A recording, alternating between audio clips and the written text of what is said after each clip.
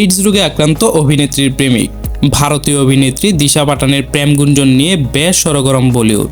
এমন সময় বিস্ফোরক এক পোস্ট দিয়ে তোলপাড় ফেলে দিলেন দিশার কথিত প্রেমিকের প্রাক্তন। কোর লিখেছেন, বিষয়টি শুধু এইচআইভি বা যৌনবাহিত রোগের নয়, মানুষ অভিশাপের সঙ্গে দুর্ভাগ্য বয়ে আনে। তাই রাতে কার শয্যাসঙ্গী হচ্ছেন সে বিষয়ে সতর্ক থাকুন।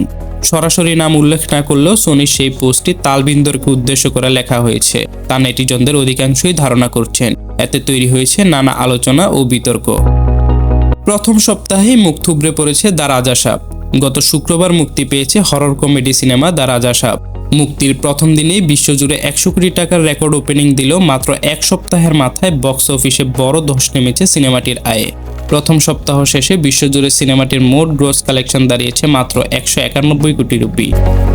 প্রথমবার পুলিশ কর্মকর্তার চরিত্রে রুনা খান। রক্তছায়া নামে একটি চলচ্চিত্রে একজন প্রতিবাদী ও দক্ষ পুলিশ কর্মকর্তার চরিত্রে অভিনয় করছেন তিনি।